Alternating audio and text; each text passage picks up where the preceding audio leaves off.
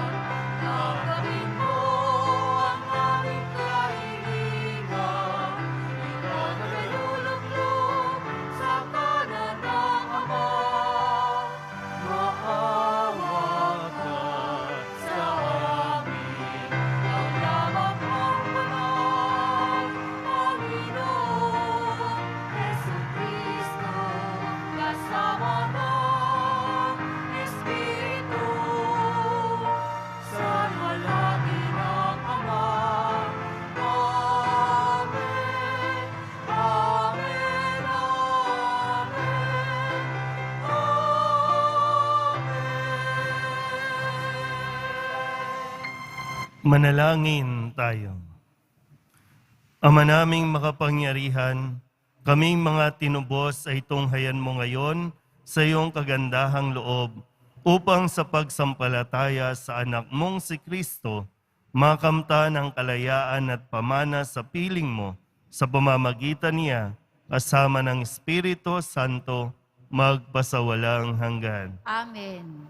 Magsiupo muna ang lahat.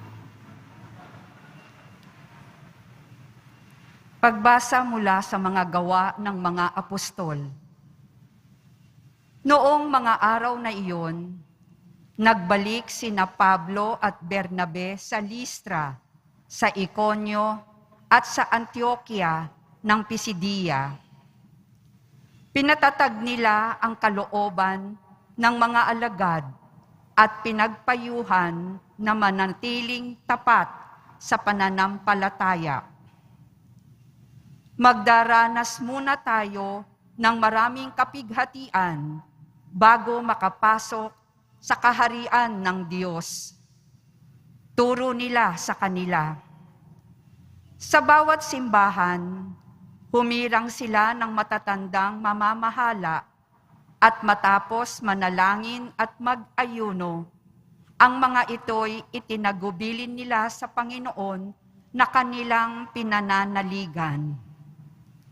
Tinahak nila ang Pisidia at nakarating ng Panfilia.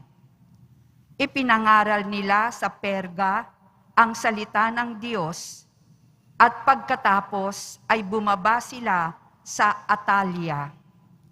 Mula roon, naglayag silang pabalik sa Antioquia.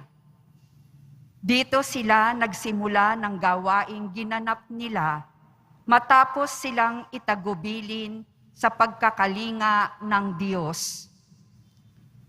Pagdating doon, tinipon nila ang mga kaanib ng simbahan at isinalaysay ang lahat ng ginawa ng Diyos sa pamamagitan nila at kung paanong binuksan niya ang daan upang makapanampalataya ang mga hentil.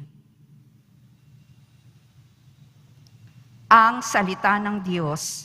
Salamat sa Diyos. Diyos ko at aking hari, pupurihin kitang lagi. Diyos ko at aking hari, pupurihin kitang lagi. Ang Panginoong Diyos ay puspos ng pag-ibig at lipos ng habag. Banayad magalit, ang pag-ibig niya'y hindi kumukupas. Siya ay mabuti at kahit kanino'y hindi nagtatangi. Sa kanyang nilikha, ang pagtingin niya ay mamamalagi. Diyos ko at aking hari, pupurihin kitang lagi. Magpupuring lahat sa iyo, o poon, ang iyong nilalang. Lahat mong nilikha ay pupurihin ka't pasasalamatan. Babanggitin nilang tunay na dakila ang iyong kaharian at ibabalitang tunay kang dakila't makapangyarihan. Diyos ko at aking hari, pupurihin kitang lagi. Dakila mong gaway upang matalastas ng lahat ng tao, mababatid nila ang kadakilaan ng paghahari mo. Ang paghahari mo'y sadyang walang hanggan, hindi magbabago. Diyos ko at aking hari, pupurihin kitang lagi.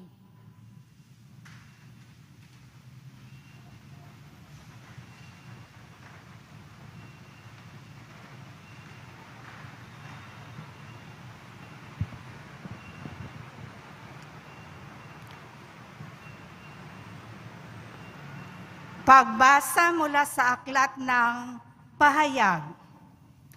Akong si Juan ay nakakita ng isang bagong langit at isang bagong lupa.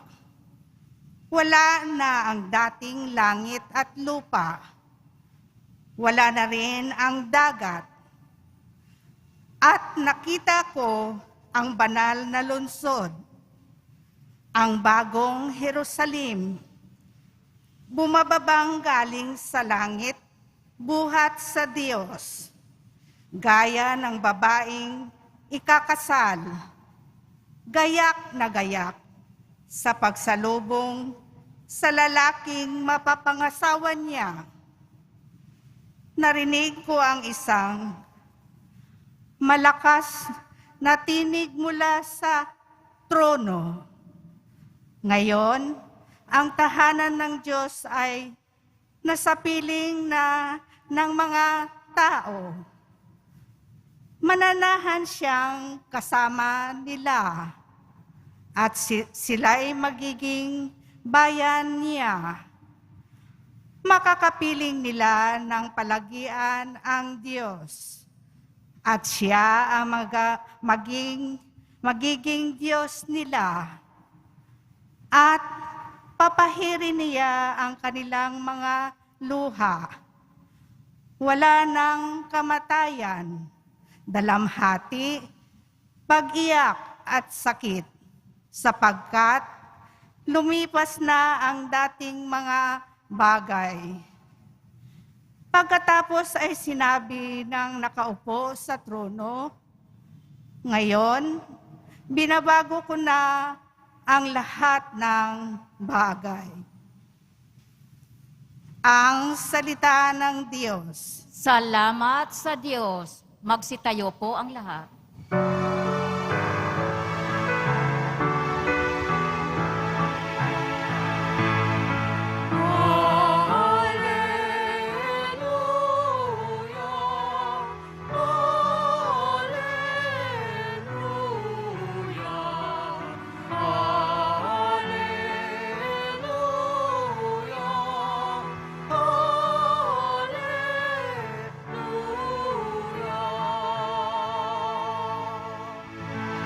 Bagong utos, ani Kristo, mag-ibigan sana kayo, katulad ng pag-ibig ko.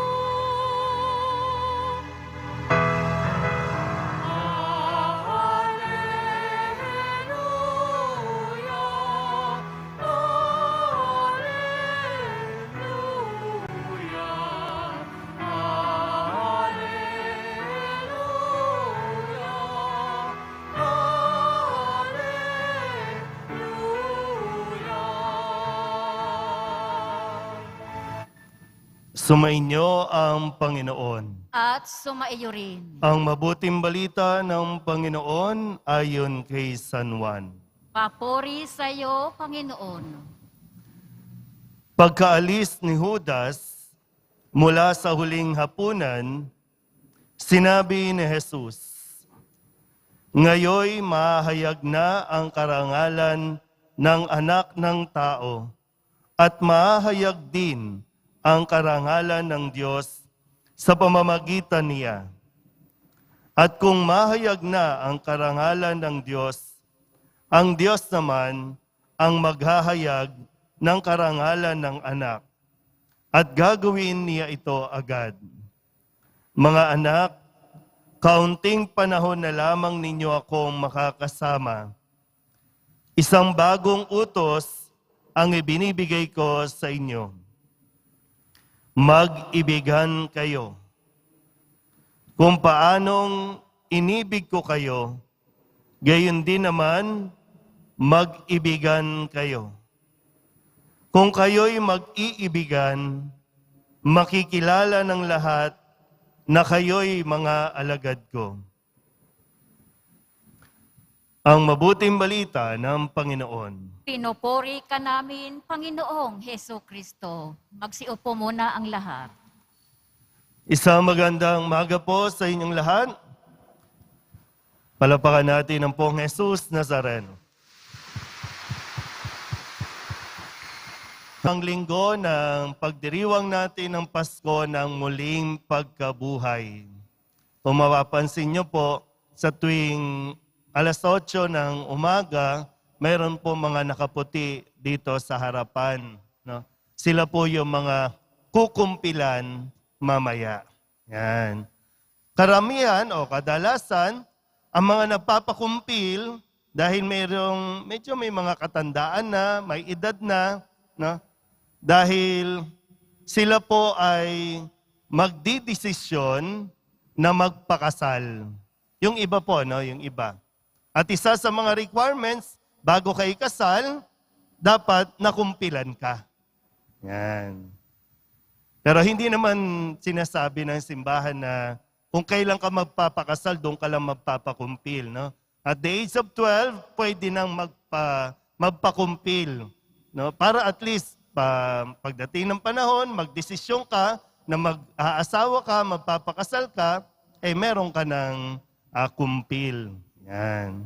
Pero sa mga mag-aasawa, importante po ito na desisyon na gagawin mo. Sa pag-aasawa, hindi lang dapat practicality. Ang pinaka-dahilan kung bakit ka mag-aasawa ay dahil gusto mong magmahal. Yung pag-ibig.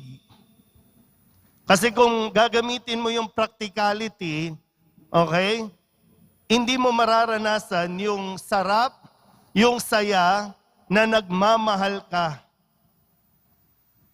Na ngayon ay pinagkakadiinan ng Poong Jesus Nazareno itong bagong utos na ibinibigay niya sa ating lahat. Ipinapaalala niya itong utos na ito. So ibig sabihin, ang magmahal ay utos ng Diyos. Ang magmahal ay command, utos, na dapat kang magdesisyon kung magmamahal o hindi. So ang pagmamahal ay isang desisyon na dapat gawin. Hindi ito yung sa mga pelikula, no? Hindi ito katulad ng mga sinasabing naramdaman ko. Tumibok ang puso ko. Kaya against all odds, pag sinabi ang isang tao, nagmamahal, kaya lahat kaya niyang harapin, lahat kaya niyang suungin. Pero ang magmahal ay isang desisyon.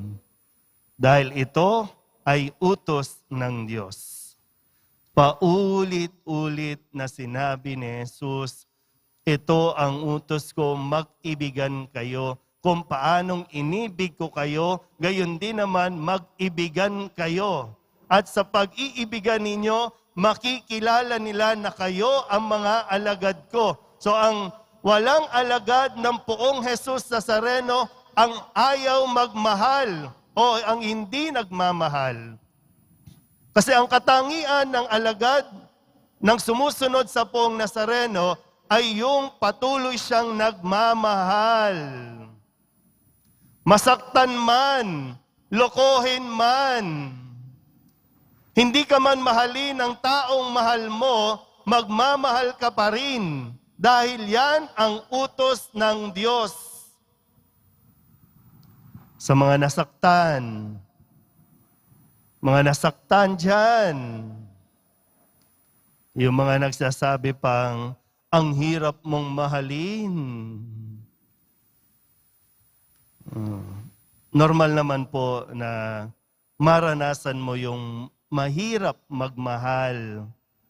Pero hindi ibig sabihin, titigil ka ng magmahal. Pwedeng magpahinga, pero magpapatuloy kang magmahal. Kasi kapag huminto ka ng pagmamahal, wala ka ng buhay.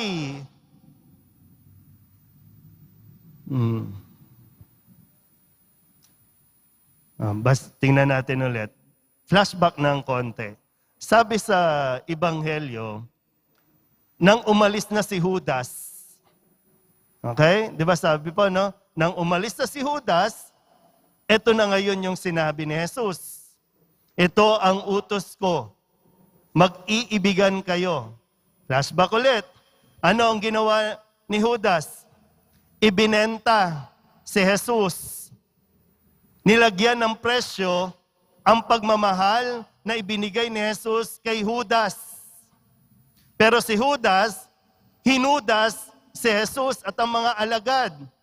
Nabayaran. Di ba ang sabi, flashback ulit, nakipagkasundo si Judas doon sa mga galit kay Jesus. Magkano ang ibibigay ninyo para maisumbong ko, mabigyan ko kayo ng impormasyon tungkol kay Jesus? Naging masaya ba si Judas? Hindi. Umabot sa punto na hindi niya nakinayang patawarin ang kanyang sarili dahil napakalaking ang nawala sa kanya. Actually, hindi naman huminto si Jesus na mahalin siya, si Judas. Si Judas ang huminto na tumanggap ng pagmamahal mula kay Jesus. Tingnan natin ulit. Kahit na sinaktan si Jesus ng kanyang itinuturing na kaibigan, minamahal niya, tinanggap niya, mas pinili ni Jesus na ipakita kung ano ang tunay na kahulugan ng pagmamahal. O pwede sanang umalis na lang siya. O pwede sanang nagwala na lang siya. Nagalit siya. Sinumbatan ng ibang mga alagad. Pero hindi eh. Nanatili siya at sinikap niyang kung sino yung natitira, turuan ng mabuti kung paano magmahal. Diba? Para bang, ito pa eh, mayroon pa eh, may natitira pa eh. Isa lang naman yung umalis eh. Isa lang naman yung tumanggi ng pagmamahal. Mayroon pa, ito pa, kaya pa ito. Sa abot ng kanya makakaya, sige tuturuan natin ano ang tunay na kahulugan ng pag-ibig. Napakahalagang utos na iniwan sa atin at patuloy na ibinibigay sa atin. Okay lang yan. Naiintindihan natin, nasaktan ka. Niloko ka, masakit yon. Okay lang yan. Pero buhay ka pa. Hindi kawalan sa'yo na nagmamahal na hindi ka minahal. Malaking kawalan dun sa minamahal mo pero tinanggihan ka.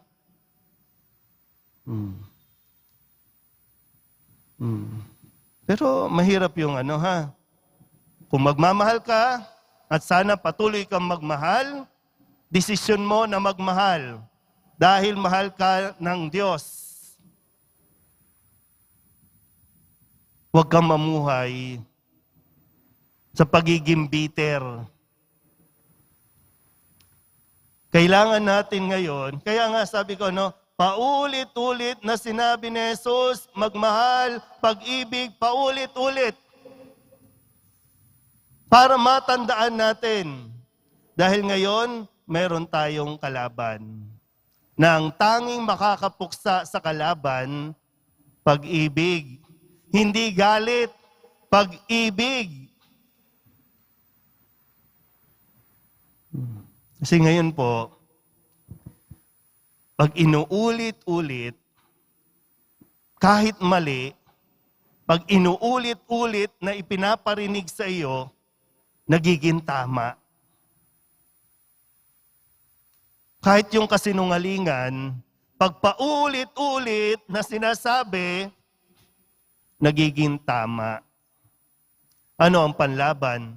Kaya nga ito ang sabi ni Jesus, magmahal ka. Love, love, love! Diba? Kasi talagang mahirap po yun. Mahirap yung mamuhay ka sa galit dahil lamang yung ine-expect mo hindi nangyari. Na mahalin ka rin in return. Sadyang may mga taong hindi marunong mag-appreciate ng pagmamahal na binibigay mo. Dapat nasa tamang konteksto ha? Nasa tamang konteksto. Iba po kasi yung nagmamahal ka, mayroon na siyang asawa, pero gusto mo pa rin mahalin at mahalin ka, mali yun. Ibang konteksto yung sinasabi sa atin na pagmamahal. Yung pagmamahal na handang mag-alay ng sarili, magsakripisyo kahit ng kanyang kaligayahan para lamang hindi makasira. Kung napapatanong ka, paano ba magmahal? Ganda yung, paano ba magmahal? Kung lagi kang nasasaktan. Ayun hindi yan naalis dyan. Ang Poong Nazareno, hindi yan naalis. Kasi sa mga nagtatanong, paano ba magmahal? Yun ang magtuturo sa atin ng tamang pagmamahal. Muli, ito ang pinakakadiinang utos ni Jesus. Utos ng Diyos. Sundin natin ang utos ng Diyos kesa sa ang sinasabi ng tao. Ang utos ng Diyos magdadala sa atin sa kaligayahan. Ang sinasabi ng tao, kapag pinakinggan mo ng pinakinggan, magdadala ito sa iyo ng kalungkutan. Sabihin niyo nga po sa sarili ninyo, mahal ako ng Diyos. Mahal ka ng Diyos kahit nagdududa ka sa pagmamahal ng Diyos. Mahal ka ng Diyos kahit sinasabi mong hirap kang mahalin at hindi ka karapat-dapat na mahalin. Mahal ka ng Diyos. Mahal ka ng Diyos kahit matindi ang pinagdaraanan mo. Mahal ka ng Diyos. Kailangan mo lang talagang maranasan itong mga bagay na ito para mas magkaroon ng kahulugan o meaning yung sinasabi nating pagmamahal. Amen? Magsitayo po ang lahat.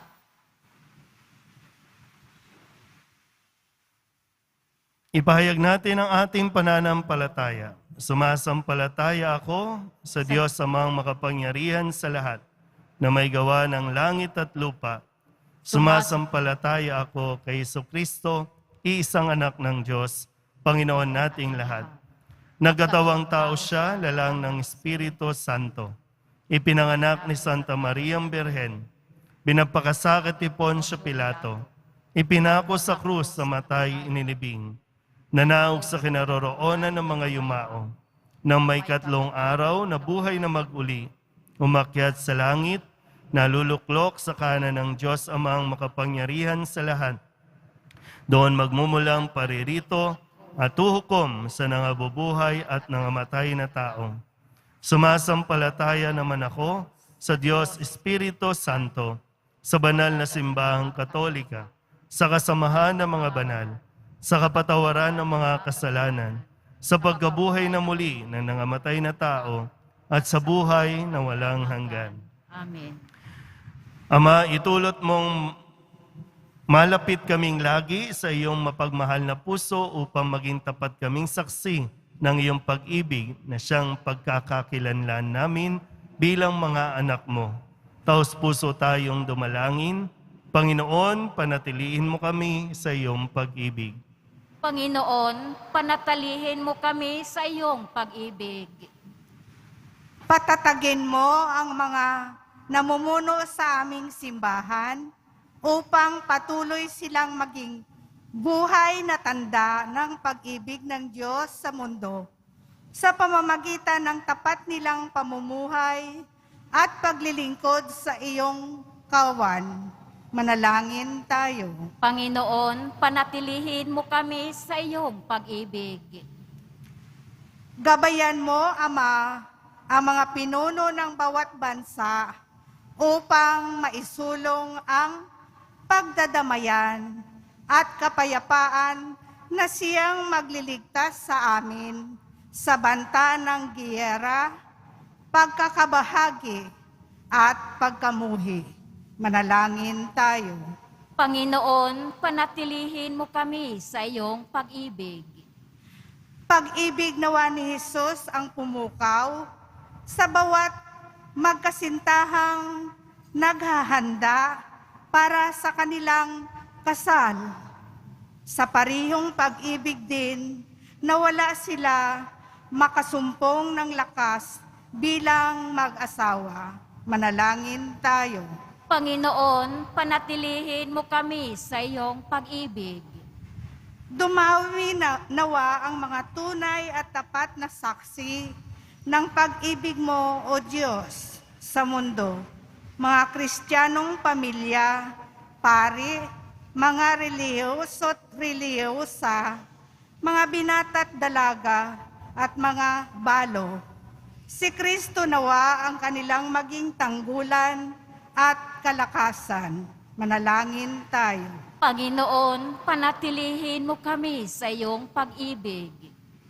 Tanggapin mo nawa ang mga kapatid naming yumao na umasa at manalig sa muling pagkabuhay. Manalangin tayo. Panginoon, panatilihin mo kami sa iyong pag-ibig. Idulog din natin sa Panginoon ang ating mga personal na kahilingan at mga panalangin para sa ating mga pamilya. Ganon din ang lahat ng mga misang pasasalamat, espesyal na intensyon at mga kaluluwa na hinihiling na ipagdasal sa misang ito.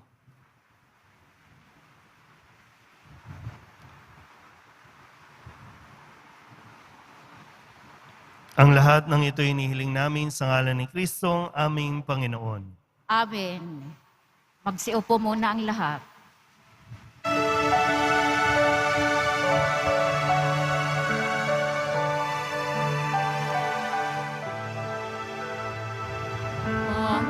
Panginoon, narito ang alay sa iyo. Nagmula sa iyong bayan, masayang nagsalo. Aming sanang mga alay, gawin mong totoo. Itong alak at tinapay, gawin dugo, katawan mo. Magsitayo muna ang lahat. Manalangin kayo mga kapatid upang paghahain natin ang kalugdan ng Diyos sa mga makapangyarihan. Tanggapin nawa ng Panginoon itong paghahain sa iyong mga kamay, sa kapurihan niya at karangalan, sa ating kapakinabangan at sa buong sambayanan niyang banal. Ama naming lumikha sa paghahain ng banal na pagpapalitan ng iyong mga kaloob at ng aming alay, kami pinapagsalo mo sa iyong buhay na namumukod tangi at walang kapantay.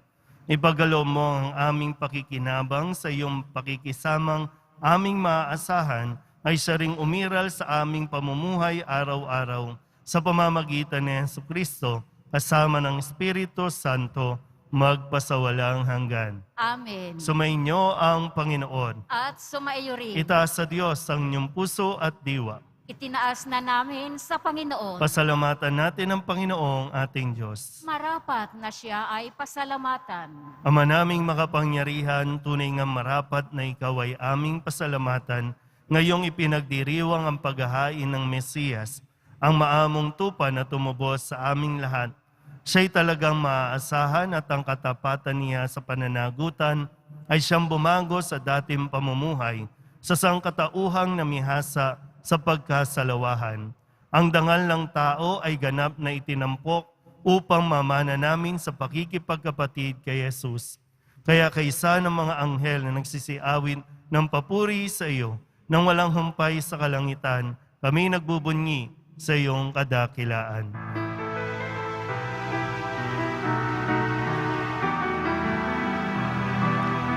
Santo, Santo, Santo, Panginoong Diyos ng mga hukbo.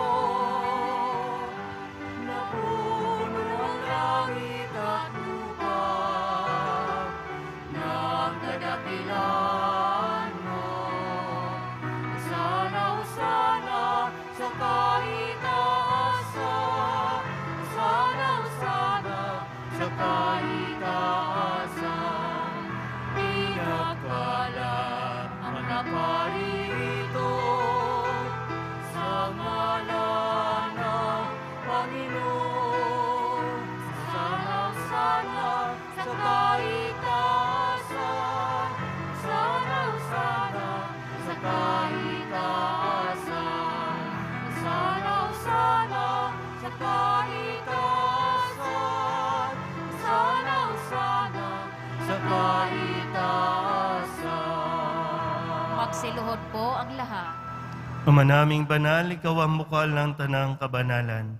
Kaya't sa pamamagitan ng iyong Espiritu, gawin mong banal ang kaloob na ito upang para sa aming maging katawan at dugo ng aming Panginoong Heso Kristo. Bago niya pinagtiis ang kusang loob na maging handog, inawakan niya ang tinapay, pinasalamatan kaniya, pinaghati-hati niya iyon, iniabot sa kanyang mga alagad at sinabi, "Tanggapin ninyong lahat ito at kanin, ito ang aking katawan na ihahandog para sa inyo."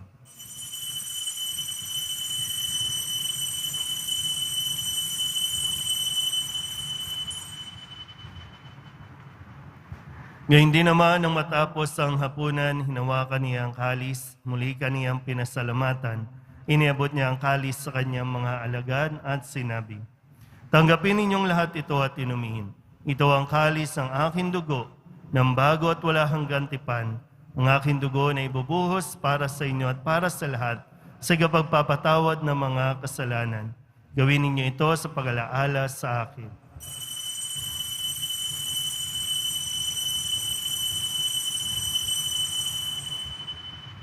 Magsitayo po ang lahat. Ipagbunyi natin ang misteryo ng pananampalataya. Si Kristo'y namatay, si Kristo'y nabuhay, si Kristo'y babalik sa wakas ng panahon. Ama, ginagawa namin ngayon ang pag-alaala sa pagkamatay at muling pagkabuhay ng iyong anak. Kaya tiniaalay namin sa iyo ang tinapay na nagbibigay buhay at ang kalis na nagkakaloob ng kaligtasan. Kami nagpapasalamat dahil kami iyong minarapat na tumayo sa harap mo para maglingkod sa iyo. Isinasamo namin kami magsasalo-salo sa katawan at dugo ni Kristo ay mabuklod sa pagkakaisa sa pamamagitan ng Espiritu Santo. Ama, lingapin mo ang iyong simbahang laganap sa buong daigdig. Puspusin mo kami sa pag-ibig kaysa ni Francisco na aming Papa at ni Jose na aming Obispo at ng Tanang Kaparian. Alalahanin mo rin ang mga kapatid naming nahimlay na may pag-asang sila'y muling mabubuhay, gayon din ang lahat ng mga pumanaw. Kawaan mo sila at patuloyin sa iyong kaliwanagan. Kawaan mo at pag-inapating kaming lahat na makasalo sa iyong buhay na walang wakas. Kaysa ng mahal na Birhen Maria na Ina ng Diyos, ng kabiyak ng puso niyang si San Jose. Kaysa ng mga apostol at ng lahat ng mga banal na namuhay dito sa daigdig ng kalugod-lugod sa iyo. May pagdiwang nawa namin ang pagpupuri sa ikararangal mo sa pamamagitan ng iyong anak na aming Panginoong Hesukristo. Sa pamamagitan ni Kristo, kasama niya at sa Kanya, ang lahat ng parangal at papuri ay sa iyo, Diyos Ama, makapangyarihan, kasama ng Espiritu Santo, magpasawalang hanggan.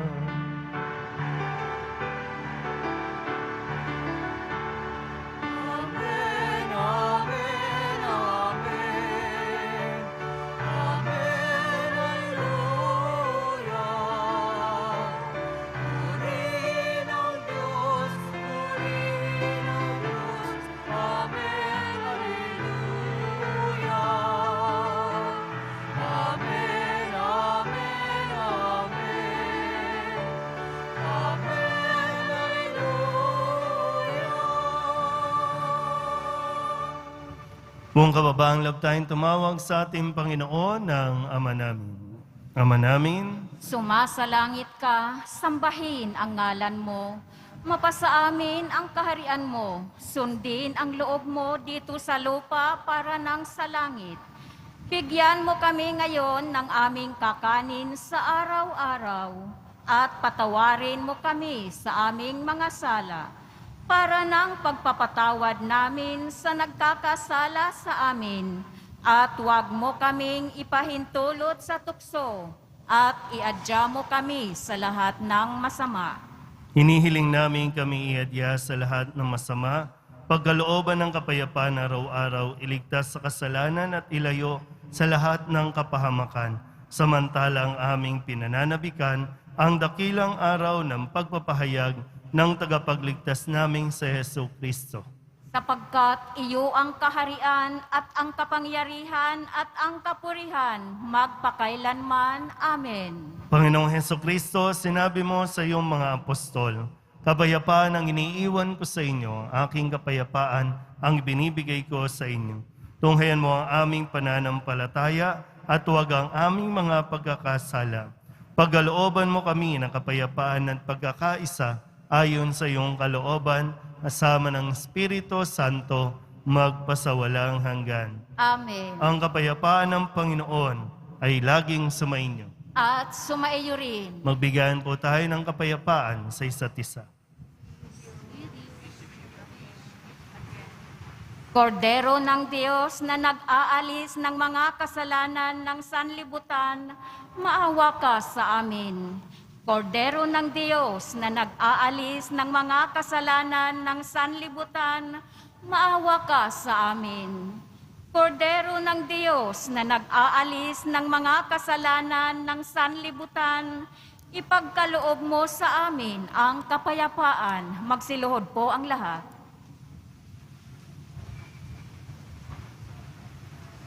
Ito ang kordero ng Diyos. Ito ang nag-aalis ng kasalanan ng sanlibutan.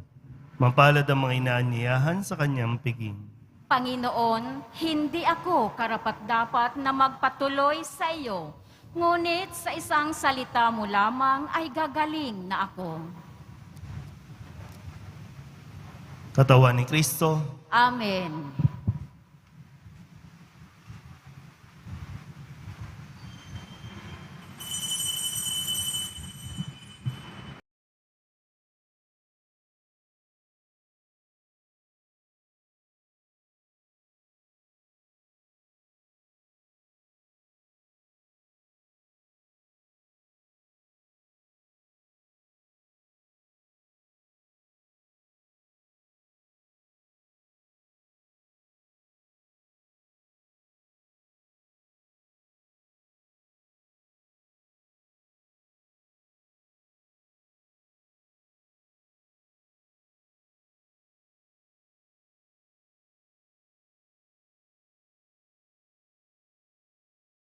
manalangin tayo. Ama naming mapagmahal, manatili kang kapiling ng iyong sambayanan na ngayon pinapakinabang mo sa iyong sariling buhay at gawin mong kami pasulong na makahakbang mula sa dati naming pagkamakasalanan patungo sa pagbabagong nagdudulot ng iyong kabutihan sa pamamagitan ni Jesucristo kasama ng Espiritu Santo magpasawalang hanggan. Amen. Sumainyo ang Panginoon. At sumaiyo rin. Manalangin tayo para sa pagbabasbas. Mahal na po ang Jesus Nazareno, inihayag mo sa pamamagitan ng krus ang walang maliw na pag-ibig ng Diyos sa sangkatauhan. Pakinggan mo ang kahilingan ng iyong angka na nagsusumamo sa iyo. Makamtanawan nila ang iyong katugunan at tanggapin ang kasagutan na may utang na loob na tinatanaw. Basbasan din po ninyo mga dala-dala nilang mga imahin at dasalan at lahat ng mga may karamdaman. Sa pamamagitan ng bendisyon na ito, naway maalala nila ang mga pangako nila noon sa binyag na ikaw ang kanilang ibigin at paglilingkuran bilang Panginoon magpasawalang hanggan. Amen. At pagpalain kayo ng makapangyarihang Diyos, Ama at Anak at Espiritu Santo. Amen. Umayo kayong taglay ang kapayapaan ng poong Jesus Nazareno. Salamat sa Diyos. Magandang araw po.